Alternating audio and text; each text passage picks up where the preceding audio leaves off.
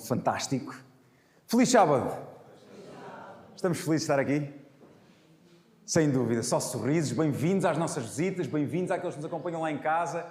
Sintam-se bem no nosso meio. É sempre um prazer estar aqui na Igreja do Caniço, na igreja com a vista mais bonita de todo o continente e ilhas, sem dúvida, porque certamente se vocês, por acaso, estiverem um bocadinho aborrecidos com o pastor ou com a mensagem, podem olhar pela janela e ter uma vista fantástica. Eu digo isto para os mais jovens, claro, porque os mais velhos nunca se aborrecem. Estou a brincar com vocês. Ouçam, é um prazer estar aqui, apesar de estar aqui com um braço ao peito. E muitos podem dizer, ai, o pastor, o que é que ele andou a fazer para estar ali com o braço ao peito? Mas já vamos entrar nisso. Sabem, meus queridos, eu tinha uma mensagem diferente, como podem imaginar, para o dia de sábado. Tinha muitos outros planos. Ontem tivemos uma bênção fantástica e ontem, pela primeira vez, eu partilho que tive o privilégio de fazer o meu primeiro batismo. De ser o oficiante do batismo de uma jovem, Nelly, muitos de vocês conhecem, muitos de vocês estiveram lá e para mim foi fantástico, porque foi na natureza, foi apesar dos impedimentos físicos, Deus é bom.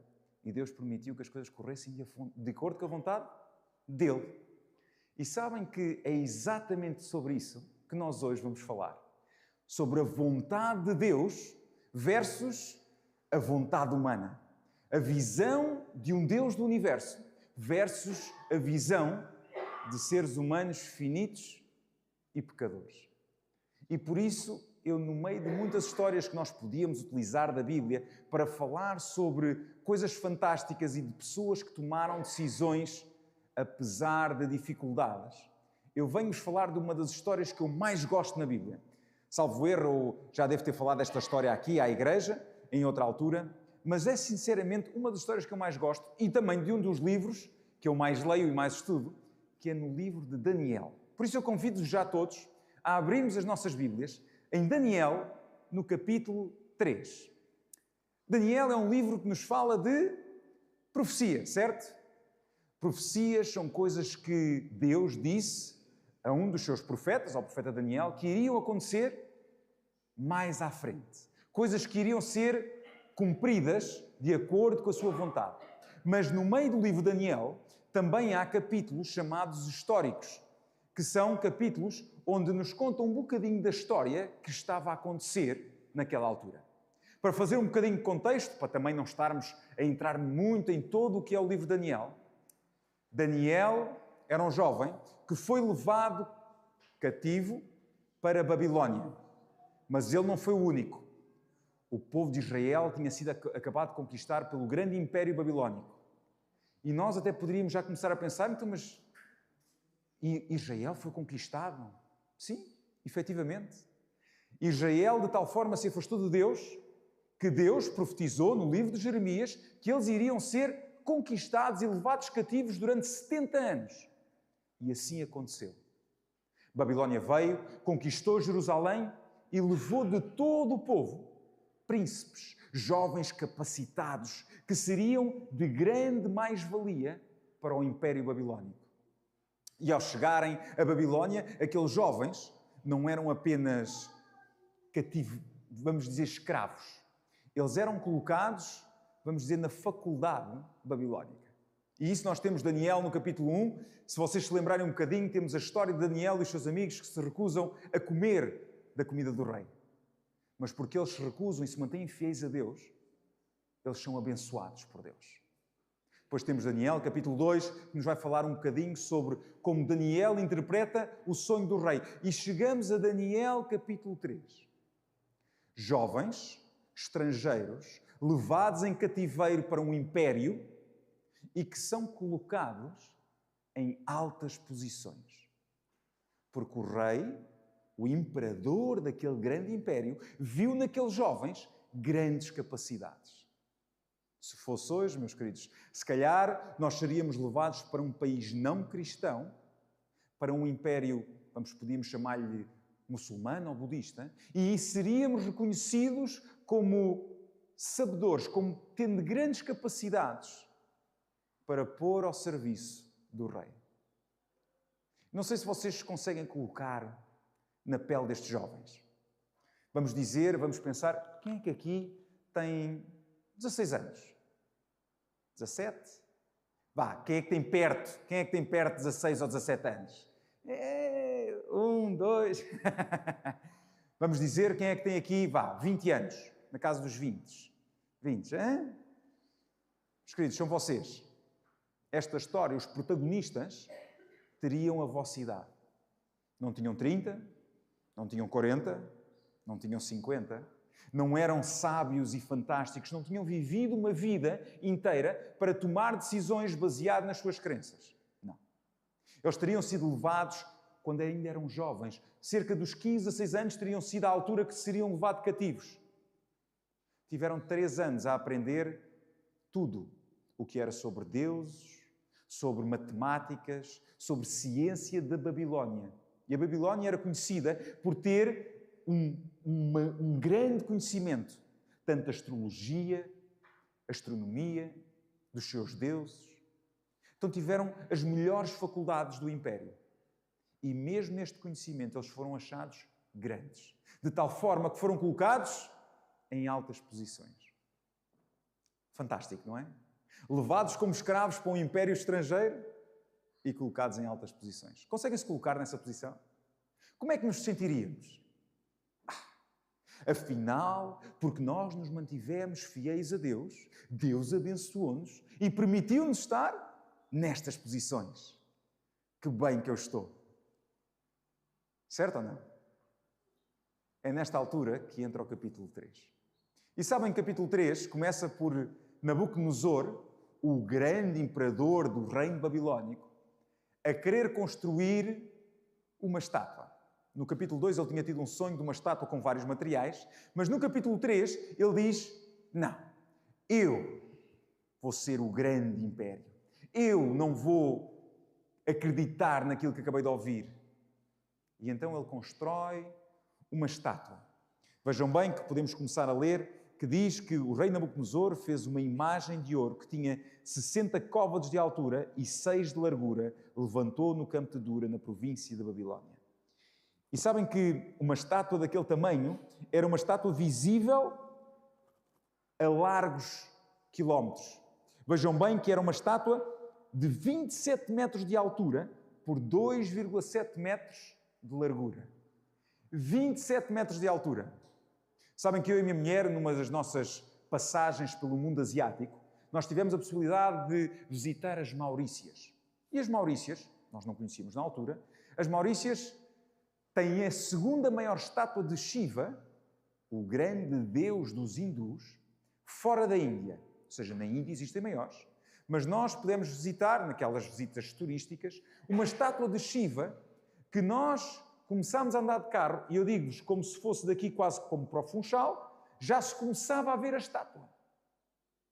E é uma coisa tão estranha para nós, porque é uma coisa singular. E imaginemos isto numa altura onde se calhar não existiam edifícios tão grandes. Onde se calhar era uma parte mais plana e onde as pessoas à volta conseguiam ver, vejam bem, porque foi construída numa planície. Num sítio plano onde as pessoas podiam olhar e ver aquela grande estátua. E esta estátua simbolizava o grande poder de Babilónia. Um império fantástico simbolizado pelo ouro. Uma estátua de ouro de 27 metros de altura. Mas o rei podia apenas dizer, olhem, eu estou a fazer a estátua para me glorificar, mas ele vai mais além. O que é que ele faz? Ele diz que na altura em que soar todos os instrumentos musicais, toda a gente se terá de dobrar, prostrar e adorar a estátua. Toda a gente. Porque eu sou o rei. Jovens que tinham-se mantido fiéis, que naquela altura parecia que estava a correr tudo de acordo com a vontade de Deus. De repente vêem-se outra vez perante uma situação que eles devem ter questionado qual é que era a vontade de Deus. Meu Deus, tu colocaste-me aqui. Tu fizeste com que nós, apesar de por sermos fiéis, apesar das dificuldades, nós estamos agora numa posição que podemos influenciar outros. Podemos falar de ti a outros. Mas agora, outra vez, são colocados na posição de tomar decisões difíceis. Não se esqueçam que eles eram apenas jovens. Não se esqueçam que eles eram estrangeiros. Não eram cidadãos babilónicos, vamos chamar-lhes assim. E tinham uma alta posição. E é-lhes pedido para adorar uma imagem. Será que eles podiam ter arranjado uma desculpa? Será que eles podiam se ter escondido na altura da adoração? Será que eles podiam ter ficado em casa enquanto todos os outros e esperar que ninguém desse por falta deles? Agora imaginamos, só aqui na igreja, que toda a gente se levanta para orar, ou melhor, que toda a gente se ajoelha e se postra a cabeça no chão para orar, e existem apenas uma pessoa ou duas pessoas que ficam de pé. Será que essas pessoas sairiam um bocadinho, ou não chamariam mais a atenção? Só aqui num contexto de 50 pessoas, 100 pessoas. Chamariam a atenção? E se fosse no meio de 1000? E no meio de 10.000 pessoas? Já imaginaram a pressão de grupo que nós muitas vezes chamamos? A pressão de, se eu não fizer isto, será que Deus me vai abençoar? Será que eu estou a tomar a decisão correta? Meu Deus, porquê? Porquê que me estás a colocar outra vez nesta posição? E eu aqui vou fazer uma pausa porque, efetivamente, o título desta mensagem de hoje é não porquê, mas o quê. Perceberam? Não porquê, mas o quê. Porque eu acredito sinceramente que estes jovens... E qual é que era o nome destes jovens? Quem é que sabe? Digam lá. Sadraque, Mesaque e Abednego. Nomes babilónicos. Já viram que nós conhecemos mais estes jovens pelos nomes babilónicos deles do que pelos nomes hebreus deles? Quem é que sabe os nomes hebreus? Ananias, Misael e Azarias. Ok? São os 3 nomes hebraicos que depois receberam nomes babilónicos. Assim como Daniel é o nome hebraico e o nome babilónico é Belsazar. Sabem, meus queridos, estes jovens tiveram de tomar uma decisão. Daniel não está nesta história, está bem? Para aqueles que estão mais curiosos e que nunca leram, depois eu convido todos a lerem com calma. Mas Daniel não encontra-se nesta história porque eventualmente Daniel estaria ao lado do rei. E eventualmente nós podemos supor que se calhar os mais próximos do rei não se dobraram à estátua. Mas é apenas suposições, está bem? Não sabemos. Certamente se Daniel tivesse juntamente com os jovens, se calhar tomaria, não é se calhar, temos quase a certeza que ele tomaria exatamente a mesma posição, assim como tomou antes. E então estes jovens não se dobram na primeira grande adoração à estátua. Imaginem o país todo reúne-se, a estátua está a ser inaugurada, podemos imaginar a cair o véu, toca o saltério, toca os músicos todos, que têm aqui uns nomes um bocadinho mais diferentes, está bem? Aqui na Bíblia, mas os músicos todos tocam todo o tipo de instrumento e toda a gente naquela altura se ajoelha e adora aquela imagem. E 3 jovens mantêm-se de pé. E sabem que naquela altura ninguém se levantou e disse: eles não estão a adorar. Não. Passou este momento. Se calhar era muita gente para se poder controlar. Mas sabe o que acontece a seguir? É que algumas pessoas, por um sentimento muito conhecido a muitos de nós, chamado inveja, porque eles tinham inveja de jovens estrangeiros com capacidades e que ainda por cima se tinham mantido fiéis a um Deus estrangeiro, tivessem se calhar numa posição tão alta. E então estes invejosos, estas pessoas que nós podemos ler, que está aqui no verso 3, 4, deixem-me ver só aqui, desculpem, que eu agora perdi-me aqui. E a partir do verso 8 diz: ora, no mesmo instante chegaram alguns homens caldeus e acusaram os judeus. Disseram ao rei Nabucodonosor: ó rei, vive eternamente. Tu, ó rei, baixaste um decreto pelo qual todo o homem que ouvisse o som da trombeta, do pífaro, da harpa, do cítaro, do saltério, da gaita de foles e toda a sorte de música, se prostraria e adoraria a imagem de ouro. E qualquer que se não prostrasse e não adorasse, seria lançado na fornalha ardente. E vejam bem o que é que eles dizem a seguir. Diz assim: há uns homens judeus que tu constituíste sobre os negócios da província de Babilónia, Sadraque, Mesaque e Abednego. Estes homens, ó rei, não fizeram caso de ti. A teus deuses não servem nem adoram à imagem de ouro que levantaste. Vejam bem que houve alguém que foi fazer queixinhas ao rei. E sabem que nós vivíamos numa altura em que o rei tinha todo o poder. Império Babilónico, o rei podia dizer: não gosto de ti, morte. Não gostei daquilo que fizeste, morte. E a consequência de não se dobrar e adorar aquela imagem não seria uma morte qualquer, seria morte em fornalha ardente. Eu não sei quanto a vocês, meus queridos, mas se nós estivéssemos a competir em termos de mortes, se calhar morrer por fogo não será das melhores maneiras de morrer. Seria, se calhar, um incentivo a que todos aqueles que ainda pudessem ter dúvidas de será que me vou dobrar, a poder incentivar mais a dizer assim: não, eu até se fosse outra coisa qualquer, eu ainda se calhar não me dobrava. Mas por causa desta consequência tão drástica, então eu vou fazer. Sabem que quando nós pensamos nestas histórias de Daniel, Sadraque, Mesaque e Abednego, nós pensamos que eles são apenas os únicos jovens judeus que foram levados de Israel. Não é? Quando lemos o livro de Daniel, parece que eles são apenas os únicos de todo o reino de Israel que estão em Babilónia. Acham que isto é verdade? Não.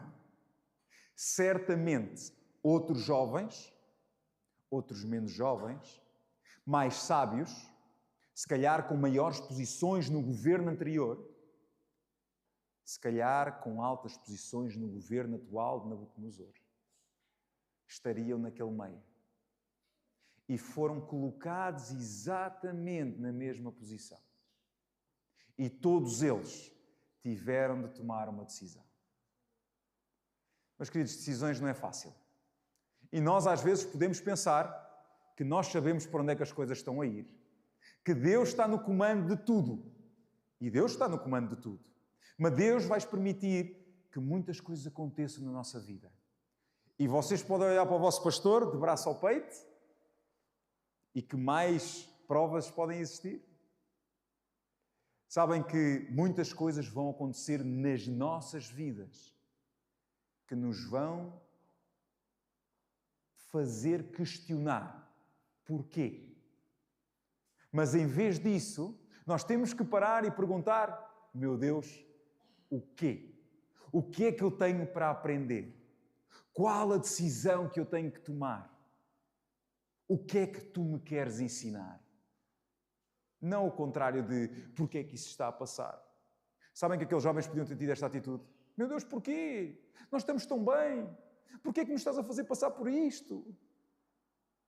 E se calhar, por causa desta atitude, muitos dos outros judeus se dobraram e prostraram perante uma imagem.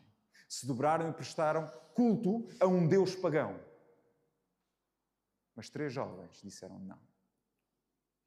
Meu Deus, o que é que tu nos queres ensinar? Porque tu já nos ensinaste fidelidade e confiança completa no capítulo 1. Nós fomos fiéis a ti numa coisa que até parece simples, que é na alimentação.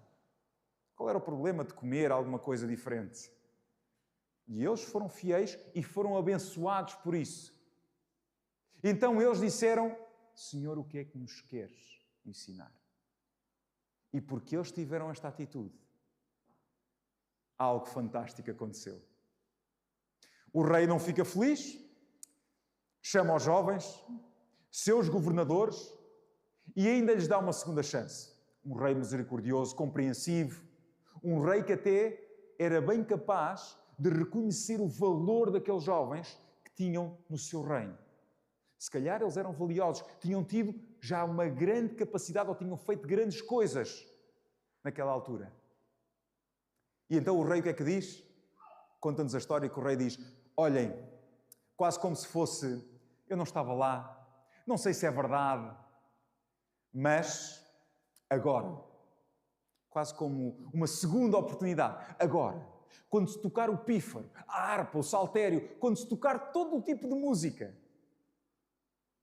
vocês têm que se dobrar. Mas se não o fizerem, eu vou aquecer a fornalha 7 vezes mais. Sabem, quando eu olho para esta história, e eu gosto tanto desta história, nós vemos uma comparação de uma obrigação versus um Deus de amor e de liberdade. O Deus da Bíblia não obriga ninguém a adorá-lo. O Deus da Bíblia dá a oportunidade a todos de: se me amas, então cumpres o que eu te digo. Se me amas, segues-me. Se me amas, fazes. Mas a escolha é tua. E aqui temos uma comparação drástica com um rei pagão que constrói uma imagem e diz: se não te postras, se não me amas, então eu vou-te destruir. E uma destruição de tal forma de aquecer a fornalha 7 vezes mais. E eu não sei se vocês já estiveram perto de uma fornalha, ou até perto do forno em casa. Basta perto do forno em casa. 200 graus, dizem, né? 200, 240 para os fornos mais fortes. E quando nós chegamos perto do forno, está quentinho. Para as senhoras, às vezes, meter a mão dentro do forno, não sei se os homens também o fazem, está bem. Eu faço, mas é para a comida congelada, está bem? Não é porque eu sou um grande cozinheiro. A cozinheira é a minha esposa, como é óbvio. Mas quando nós chegamos perto do forno, já é quente o suficiente. E nós já temos algum respeito de não tocar em nenhuma das partes que seja quente. E eu imagino que aqueles jovens estão a receber esta ameaça com a fornalha ali ao lado. A ver a fornalha e a sentir o seu calor. E a terem a certeza que a resposta que vão dar naquela altura é a resposta de vida ou morte. E sabem, meus queridos, estas são as decisões às vezes que nós temos de tomar. É incrível como nós somos postos em decisões pequenas que não têm nada a ver com vida ou morte. Que não têm nada a ver com, às vezes, salvação ou perdição. E mesmo assim, nós fazemos as decisões erradas. E ouçam, eu falo para vocês como falo para mim. Porque eu sou igual a vocês. Estamos todos no mesmo barco.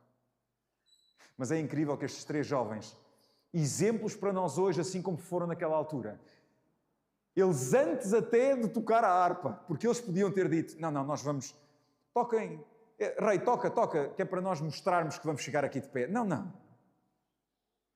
É incrível que aqueles 3 homens, mediante o grande imperador daquela altura, eles respondem em uníssono. E nós vamos ler. Sabem, um bocadinho mais à frente, diz, versículo 14, eu vou ler a partir daí, e diz assim: falou Nabucodonosor e disse: é verdade, ó Sadraque, Mesaque e Abednego, que vós não servis os meus deuses, nem adorais a imagem de ouro que levantei? Agora, pois, estai dispostos, façam a minha vontade. E quando ouvires o som da trombeta, do pífaro, da cítara, da harpa, do saltério, da gaita de foles, prostrai-vos e adorai a imagem que eu fiz. Porém, se não a adorares, sereis no mesmo instante lançados na fornalha ardente. E quem é o Deus que vos poderá livrar das minhas mãos? Um homem pecador, apesar de imperador desta terra, desafia o Deus Criador do universo. E, meus queridos, nós vamos estar perante pessoas que vão fazer o mesmo. Numa história anterior também houve outro homem, grande, imperador do Egito, chamado Faraó, que também disse a Moisés: e quem é esse Deus? E as consequências aconteceram. E aqui Nabucodonosor, com a mesma, eu vou dizer, com o mesmo desleixo, sem noção de quem é que está a dizer, com a mesma altividade, faz esta afirmação.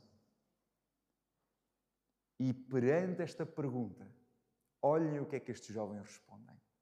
Responderam Sadraque, Mesaque e Abednego ao rei: ó Nabucodonosor, quanto a isto, não necessitamos responder.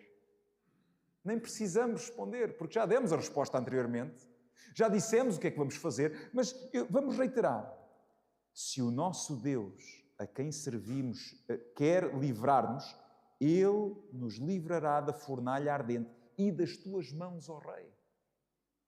Se o nosso Deus é verdadeiro, Ele vai nos tirar disto. E sabem, nós às vezes pensamos que seguir a Deus implica que Ele nos livre sempre. E Deus podia tê-los livrado antes da fornalha? Ai, sem dúvida. Deus podia ter enviado um anjo, toda a gente caía ali e toda a gente ia adorar a Deus. Mas aqueles jovens não teriam, se calhar, provado a sua fé pelo fogo. E sabem que aqui vem a grande, para mim, o ponto alto da história. Não é a primeira resposta. É o que eles dizem a seguir. E vejam bem o que é que eles dizem a seguir. Se, versículo 18, se não, fica sabendo, ó Rei, que não serviremos a teus deuses, nem adoraremos à imagem de ouro que levantaste. O nosso Deus a quem servimos tem o poder para fazer tudo. Ele criou o universo. Tudo. Tem poder para nos livrar do mal. Tinha o poder para me proteger de uma queda. E eu acredito piamente que eu olhar para a minha queda, eu digo, graças a Deus não foi pior. Graças a Deus não foi de mota. Graças a Deus não foi outras coisas piores. Porque Deus abençoou-me com 2 braços. Deus abençoou-me com 2 olhos. E se nós tivermos a capacidade de ver as bênçãos de Deus, apesar das provações, nós vamos ser extremamente abençoados. E estes jovens, com as bênçãos todas que estavam a ter, com tudo o que tinham para perder, eles disseram, e se não, ó Rei, nós não vamos adorar a imagem. E neste momento, em vez de Deus tirá-los da mão do rei, Deus permite que estes jovens sejam lançados na fornalha ardente. Vejam bem que o rei ficou tão irado. Vejam bem o que é que diz. Então o rei Nabucodonosor se encheu de fúria e, transtornado o aspecto do seu rosto contra Sadraque, Mesaque e Abednego. Vocês podem imaginar a fúria de um imperador que tinha todo o poder, que toda a gente tinha medo dele, porque ele tinha na sua mão a vida de todos à sua frente. E quão poderoso é isto? Para aqueles que já experimentaram estar no banco dos réus num tribunal, não é igual a esta situação. Mas é estar perante alguém que tem o poder de decidir se nós vamos passar anos na prisão, se nós vamos ser culpados ou vamos ser soltos. Mas nesta altura era se vamos ser vivos ou vamos morrer. E estes jovens tomaram uma decisão clara de nós vamos morrer por aquilo que acreditamos. Uma crença tão inabalável até à morte. E o rei fica de tal maneira transtornado que diz aos homens mais fortes do exército dele, amarrem-nos, acendam a fornalha mais, aqueçam-no de tal sobremaneira que quando eles agarram nos jovens para os lançar, diz-nos a Bíblia que os homens fortes que os lançaram dentro da fornalha, só pelo calor, morreram. E nós podemos imaginar toda a assistência, toda a plateia deste espetáculo. Os altos, os nobres, os sábios, que estavam ao lado do rei a dizer, haha, bem feito. Nós sabíamos, nós podemos imaginar aqueles que os acusaram a dizer, ganhamos. Podemos imaginar, se calhar, o sorriso de escárnio na face de Nabucodonosor, de felicidade por ter destruído aqueles adoradores de um Deus estranho. mas aquele sorriso rapidamente se desvanece. Sabem que Deus permite que nós passemos por grandes dificuldades para que haja grandes milagres na nossa vida. Para que o seu poder possa atuar de tal forma na nossa vida que ninguém à volta possa negar que Ele é Deus. Aqueles jovens eram testemunhas em vida, podiam ter sido apenas testemunhas em morte, mas Deus fez com que eles fossem testemunhas vivas do seu poder. E essa é a história, que quando Nabucodonosor continua a olhar para a fornalha, vejam bem o que é que ele diz. Vejam bem. Então Nabucodonosor os lançou, ordenou aos homens mais poderosos que estavam com ele, e depois no versículo 23, e diz: estes 3 homens, Sadraque, Mesaque e Abednego, caíram atados dentro do fogo da fornalha sobre maneira acesa. Então o rei Nabucodonosor se espantou e se levantou depressa e disse aos seus conselheiros: não lançámos nós 3 homens atados dentro do fogo? Responderam ao rei: é verdade, ó rei. Tornou ele e disse: então, porém, vejo 4 homens soltos que andam passeando dentro do fogo, sem nenhum dano, e o aspecto do quarto é semelhante a um do filho dos deuses. Vocês imaginem o espanto daquele rei. Imaginem o espanto daquelas pessoas que pensavam ter destruído os adoradores do Deus verdadeiro. E de repente, de 3 atados, destinados à morte, vêm 4 a passear dentro do fogo. E sabem, meus queridos, isto é um dos grandes exemplos de que na maior aflição, no calor da fornalha, é onde Jesus está mais próximo de nós. Nabucodonosor compara o quarto a um filho dos deuses. Porque certamente na crença dele, um ser luminoso seria o filho dos deuses. Mas nós acreditamos que era Jesus, segunda pessoa da Trindade, que estava com aqueles 3 jovens, no meio da sua maior provação.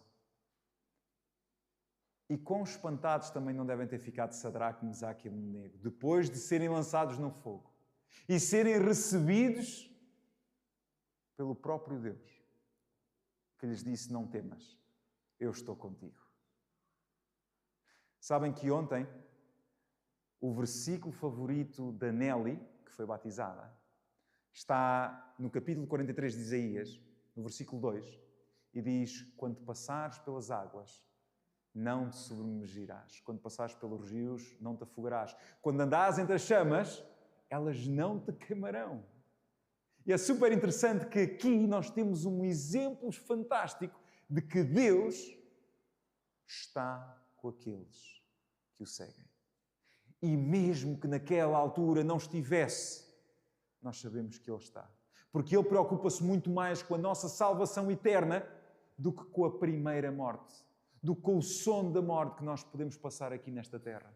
Porque Ele quer é que nós sejamos salvos eternamente. Meus queridos, estes jovens tiveram uma experiência fantástica. Foram testemunhas de um Deus fantástico. E eles aprenderam o quê? O que deveriam fazer. E sabem que foi uma lição gigante de humildade para um rei altivo e um rei que estava em negação de um Deus superpoderoso. Nabucodonosor negou a Deus, aceitou a Deus, vamos dizer assim, aceitou a Deus no fim do capítulo 2, nega a Deus no fim do capítulo 3. Outra vez, desculpem. Nega a Deus no início do capítulo 3, aceita a Deus no fim do capítulo 3, nega a Deus no princípio do capítulo 4, aceita a Deus no fim do capítulo 5. Imperador do grande império babilónico, passa por momentos de aceitação e negação completas de quem é Deus. E, meus queridos, nós também podemos ter esta montanha-russa. Mas estes jovens, pelas experiências que tiveram, nós podemos dizer que eles estavam sempre com os olhos focados naquele que é o grande Salvador e Criador E por causa disso, Nabucodonosor, nesta história, ele chega-se ao pé da fornalha e diz: Sadraque, Mesaque, Abednego, saí para fora. E eles saem. E a única coisa que se queimou foram as cordas. Nem a sua roupa cheira a fumo. Que milagre incrível, meus queridos. E sabem que nós, neste momento, eu não conheço as vossas vidas, nós podemos estar a passar por fornalhas. Nós podemos estar a passar por rios, podemos estar a passar por dificuldades e podemos estar a perguntar neste momento: porquê? Porquê, meu Deus? Não sou eu um seguidor teu? Porquê é que estou nesta situação? Mas se nós pararmos para pensar e se nós pararmos para olhar à nossa volta, vamos ver que Jesus está próximo. Está bem ao nosso lado e a dizer assim: eu estou aqui com vocês. E nós, nesse momento, em vez de perguntarmos porquê, virarmos para Jesus e dizer: querido Jesus, o que é que eu posso aprender? O que é que me queres ensinar para eu estar a passar pela fornalha? Porque certamente todas as coisas contribuem para o bem daqueles que seguem ao Salvador. Sabem, às vezes é muito difícil nós dizermos este versículo quando estamos a passar pelas coisas. Quando estamos no meio da lama, quando estamos no meio da fornalha. Mas se nós tivermos a certeza que este Deus, que tirou 3 jovens fiéis no meio da fornalha, é o mesmo Deus que nós seguimos hoje aqui. É o mesmo Deus que abriu o Mar Vermelho. E é o mesmo Deus que um dia veio a esta terra, viveu, morreu e ressuscitou para nos salvar. Então não há nada que temer. Meus queridos, eu posso-vos dizer que o vosso pastor também é um ser humano, pecador como vocês. E quando isto me aconteceu, na quarta-feira, eu perguntei muitas vezes porquê. Eu perguntei porquê, eu tentei ser muito otimista e sabem que eu às vezes mantenho uma fachada de homem forte, macho, que não chora, mas a minha mulher está aqui e não me deixa mentir que eu quando cheguei a casa eu estava destruído. Quarta-feira, quando as fichas começaram a cair, um batismo, que já tinha sido adiado 3 vezes, uma viagem aos Estados Unidos, que será amanhã, um acampamento de exploradores com cerca de 500 jovens, que será na próxima semana. Meu Deus, porquê? Tantas ideias, tantos sonhos, tantas coisas que eu achava que... Mas no meio de muita lágrima, eu dei por mim a dizer: o quê, Senhor? O quê? E eu posso-vos dizer que Deus tem planos fantásticos. Ontem eu pude realizar um batismo, mesmo com um braço. Contra todas as possibilidades, é uma história fantástica. De honra a Ele, não a mim, como é óbvio, porque não foi pela minha capacidade. Temos aqui uma enfermeira e sabe bem, e se calhar podíamos estar a dizer não! E se calhar alguns dos médicos também diriam a mesma coisa. Mas Deus no comando. E sabem que eu coloquei no meu coração e eu disse: meu Deus, Tu estás-me a ensinar a depender de Ti, a confiar plenamente, pois eu tenho um braço esquerdo e Tu és o meu braço direito. E tenho outro braço direito aqui, que é a minha esposa. No meio das dificuldades, Ele está lá bem perto. E uma das coisas que Ele me está a ensinar é a depender mais dEle e não das minhas forças. Não do meu braço direito para fazer batismos. Não do meu braço direito para fazer sermões ou para fazer apresentações. Porque, como vocês podem imaginar, fazer uma apresentação de PowerPoint sem um braço é um bocadinho mais difícil. Mas, queridos, confiar que Deus está connosco no meio das dificuldades e que vai continuar a estar após elas. Pela graça de Deus, nós vamos poder viajar, nós vamos poder estar e ser uma bênção, ser ferramentas nas mãos deste grande Deus. Se nós colocarmos os olhos no foco Não há fornalhas. Não há mar. Não há pessoas. Não há nada que nos possa separar da grande missão que Deus tem para cada um de nós, se nós a aceitarmos. Mesmo que Deus não nos livre, mesmo que tenhamos de ser lançados na fornalha ou na cova dos leões, ou onde quer que seja, o meu convite para vocês é: confiem. Que todos nós possamos tomar hoje esta decisão de confiar em Deus de tal forma que nada do que vocês possam estar a passar hoje seja impeditivo de sermos testemunhas vivas do grande Deus a quem seguimos. Amém. Amém.